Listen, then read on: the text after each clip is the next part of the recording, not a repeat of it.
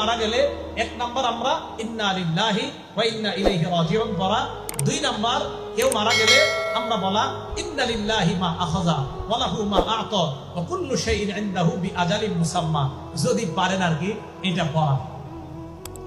তাহলে 9 নম্বরে বর্জনীয়গুলো সব শেষ করি নাই তো। বর্জনীয় 1 নাম্বার ছিল আপনার তাজিয়া মিছিল করা, এই নজরানা পেশ করা, 2 নাম্বার মুরসিয়া, 3 নাম্বার ওই মাতম করা, 4 নাম্বারটা বলি নাই তো। 4 নাম্বার হলো আপনার ওই দিনকে কেন্দ্র করে কোন মান্নত ইত্যাদি কি করে আল্লাহ জানে, এগুলা করে খিচুড়ি পাকান, এগুলো আপনার বাসায় পাঠাবে, আপনি খাবেন না।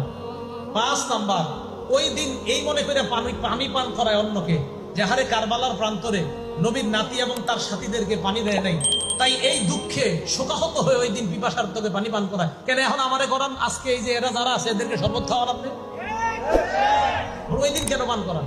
ওই দিনকে কেন্দ্র করে পানি পান করানো, এটা ভাই এটা কুসংস্কার হয়ে যাবে, এটা ঠিক হবে না ওই দিনকে কেন্দ্র করা।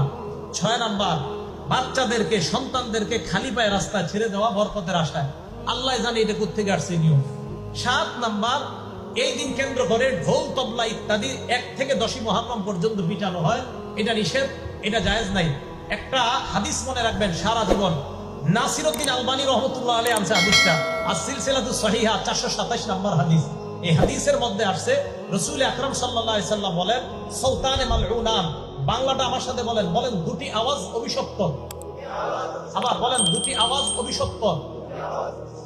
এবার 1 নাম্বার বলি, বাংলাটা পরে বলবেন। 1 নাম্বার সাউতু মিজমারিন ইনদা নি'মা, বলেন কোন খুশিতে বলেন কোন খুশিতে বাদ্যযন্ত্রের আওয়াজ, তাহলে বিয়ের পার্টিতে ঢোল তবলা ডেক সেট বাজানো, গায়ে হলুদের পার্টিতে ডেক সেট বাজানো, এই আনন্দে এটা বাজানো মানে শয়তানের আওয়াজ, অভিশপ্ত আওয়াজ আপনার বাসায় চলতেছে, আর এই অভিশপ্ত আওয়াজের মাধ্যমে আপনার মেয়েটাকে আরেকজনের হাতে তুলে দিবে, এটা অভিশপ্ত আওয়াজ।